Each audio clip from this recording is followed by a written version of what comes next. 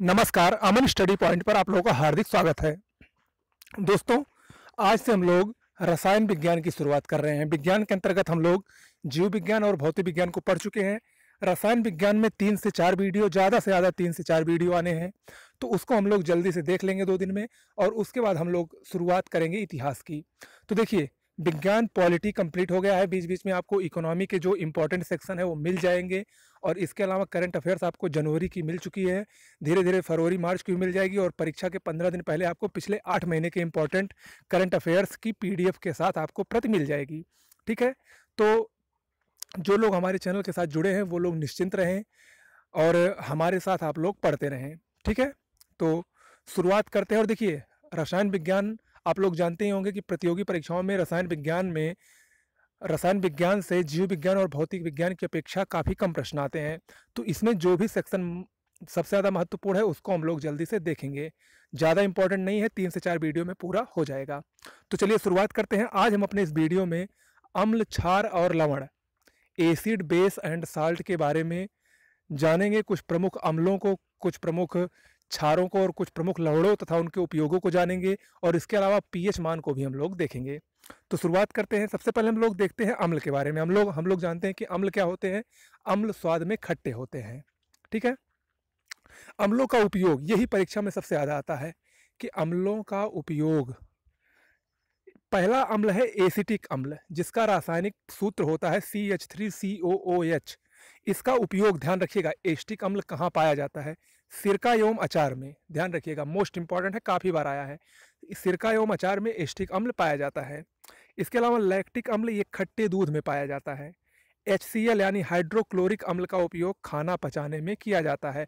हम लोग जानते हैं कि शरीर में जो अमाशय होता है, अमाशय से हाइड्रोक्लोरिक एसिड का स्राव होता रहता है। ओके, इसके अलावा साइट्रिक अम्ल, ये नींबू और नारंगी में पाया जाता है। टार्टरिक अम्ल अंगूर में, मोस्ट इंपॉर्टेंट है। टार्टरिक अम्ल अंगूर और इमली दोनों में पाया जाता है। इसके अलावा सल्फ्यूरिक एसिड H2SO4, ये पेट्रोलियम शोधन और संचायक बैटरी में पाया जाता है, पेट्रोलियम शोधन के काम आता है।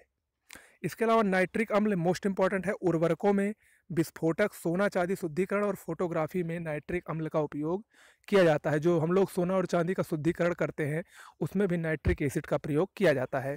इसके अलावा अगला है ऑक्सैलिक एसिड COOH।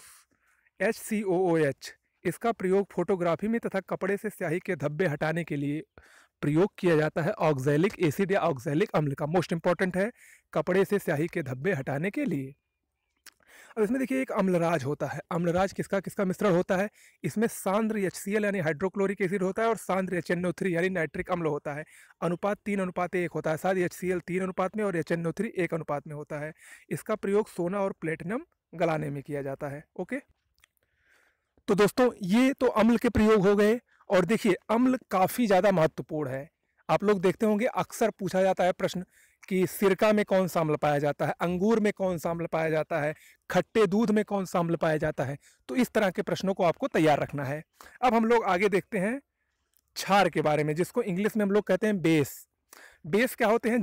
जल में घुलनशील जो भस्म होते हैं वो क्षार या बेस कहलाते हैं। जैसे KOH यानी पोटेशियम हाइड्रोक्साइड, या NaOH यानी सोडियम हाइड्रोक्साइड। ठीक है, अब हम कुछ प्रमुख क्षारों को देखेंगे और उनका उपयोग कहाँ किया जाता है इसको देखेंगे। जैसे caustic soda NaOH, most important है। साबुन बनाने में इसका उपयोग किया जाता है। कपड़ा एवं कागज बनाने में भी इसका उपयोग होता है। पेट्रोलियम शोधन में तथा कारखानों में भी NaOH यानी कास्टिक सोडा का प्रयोग किया जाता है। ओके, दूसरा है कैल्शियम हाइड्रोक्साइड CaOH ट्वाइस। इसको हम लोग बुझा चूना कहते हैं, कैल्शियम हाइड्रोक्साइड को।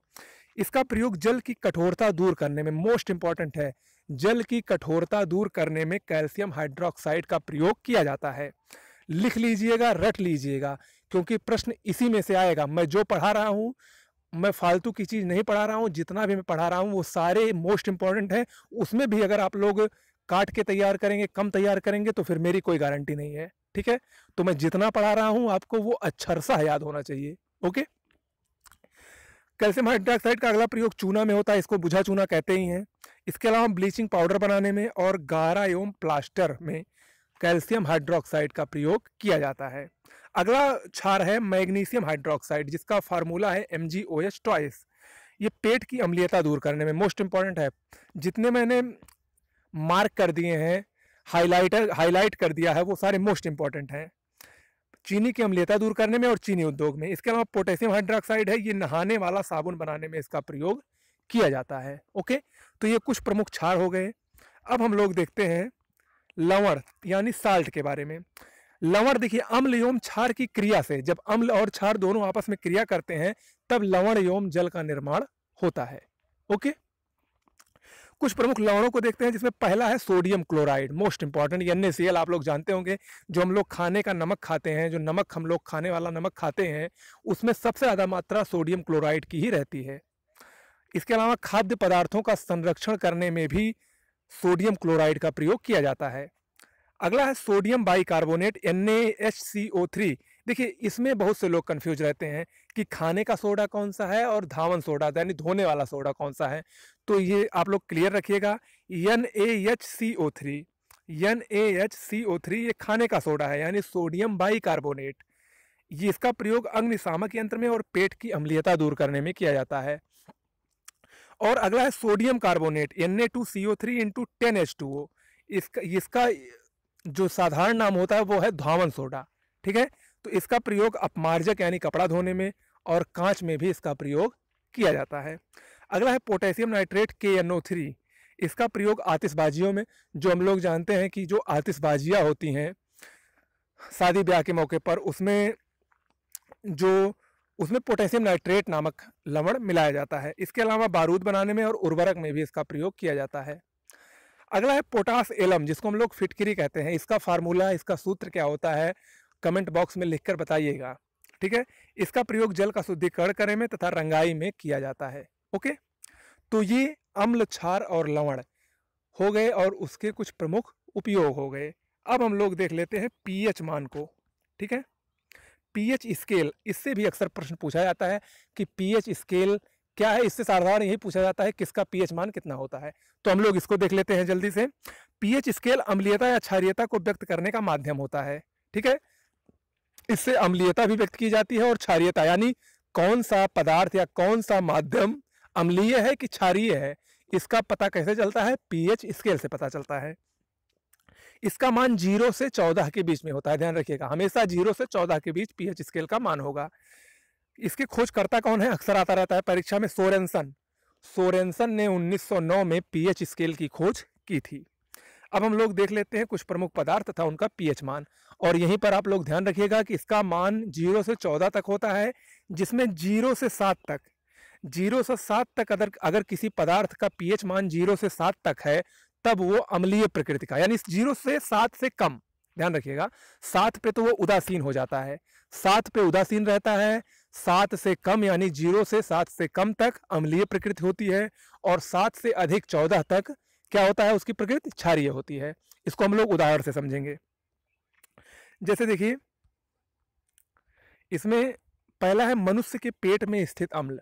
मनुष्य के जो पेट में स्थित अम्ल होता है उसका पीएच मान 1 होता है, अर्थात हम लोग जानते हैं कि 7 से नीचे जितना रहेगा उसका क्या होगा। देखिए, इसको आप लोगों को याद करने की जरूरत ही नहीं है, जिसका 7 से नीचे होगा वो क्या होगा, अम्लीय होगा। इसका 1 होता है, अर्थात ये क्या होता है, अम्लीय। नींबू का पीएच मान मोस्ट इंपॉर्टेंट है, 2.2 होता है, ये भी अम्लीय होता है, हम लोग जानते हैं नींबू खट्टा होता है। सिरका 2.4 मोस्ट इंपॉर्टेंट है, अम्लीय। शराब 2.8 से 3.8, शराब भी अम्लीय होती है, ध्यान रखिएगा। अम्ल वर्षा नाम से ये अम्लीय 4.5। मानव मूत्र 5.5 से 6.5 के बीच इसका पीएच मान होता है, और मानव मूत्र भी अम्लीय प्रकृति का होता है। दूध 6.5, देखिए दूध भी खट्टा होता है, ये सेवन के एकदम करीब है, अर्थात हमको साधारणतः ये कम खट्टा लगता है, मतलब लगता नहीं कि दूध खट्टा है, लेकिन उसकी प्रकृति हल्का खट्टा होती है। ओके, चलिए अब हम लोग देखते हैं शुद्ध जल का पीएच मान 7 होता है, अर्थात वो ना अम्लीय होता है ना क्षारीय होता है, उदासीन प्रकृति का होता है। इसके बाद मानव रक्त, इसका पीएच मान 7.3 से 7.5 होता है, ये क्षारीय होता है। तो रक्त कैसा होता है, क्षारीय होता है।